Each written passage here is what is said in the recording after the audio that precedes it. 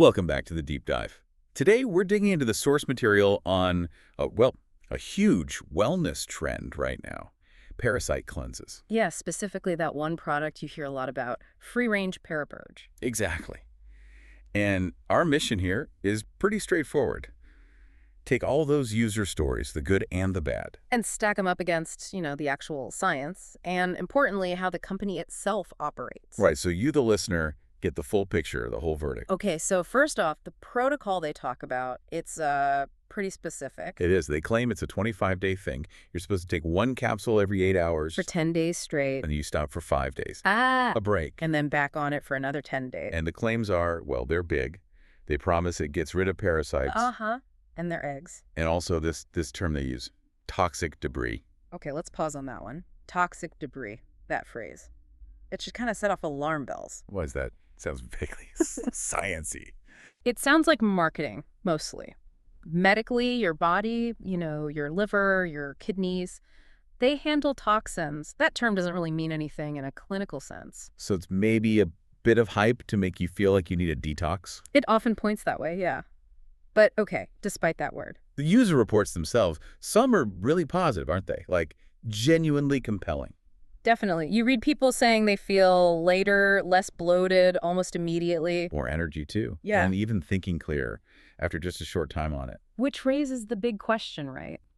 If the science is so iffy, why do some people seem to feel genuinely better? Is it just placebo? That's the million-dollar question. Yeah. Because on the flip side, you also see consistent reports of side effects. Oh, yeah. Things like feeling tired, occasional fatigue.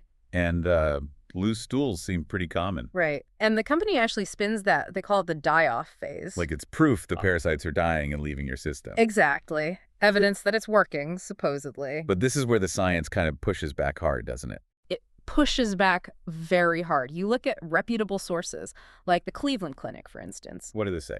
Bottom line, there's basically no solid scientific evidence that these kinds of cleanses work as advertised for parasites. No proof. Not in the way they claim. The key thing here is those symptoms, the fatigue, the digestive upset. Yeah. Those are actually really common side effects if you take high doses of some of the herbs often found in these cleanses. Things like black walnut hull or wormwood. So it's not necessarily parasite die-off. It might just be your body reacting to the herbs themselves. Precisely. It's taking a known herbal reaction and kind of relabeling it as proof the product works on parasites without actual evidence of, parasite killing. So what we're saying is there aren't really any, big, proper scientific studies, double-blind, peer-reviewed trials showing this product gets rid of human parasites. That's the long and short of it, yes. The clinical proof just isn't there for these specific blends. Okay. So if the product itself is scientifically, let's say, unproven. Then you have to ask, okay, what about the company? Are they trustworthy? And that leads us to maybe the biggest red flag we found in the source material. It's not even about the capsules.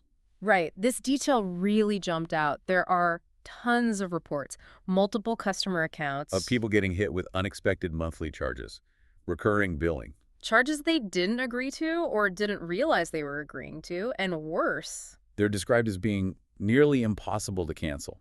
Yeah. People struggling to stop the payments. That's a huge operational issue, a massive red flag. It goes way beyond whether the herbs work or not, doesn't it? Absolutely. Even if, let's imagine the product gave you some minor benefit, if the company's billing practices are shady like this. It kind of poisons the well, poses a direct financial risk to you, the customer. Totally undermines any credibility. Okay, so let's try and pull this all together for you. What's the takeaway? Well, you've got a product with no solid scientific backing for its main claims. You've got the potential for some, frankly, uncomfortable side effects that might just be herbal reactions, not proof of anything. And layered on top of that, you have seriously questionable business practices with this recurring billing nightmare. So the consensus from the sources seems pretty clear. Yeah, it strongly advises just skipping this whole trend. If you have real, ongoing digestive problems. Go see a doctor, Mm-hmm. a qualified healthcare provider.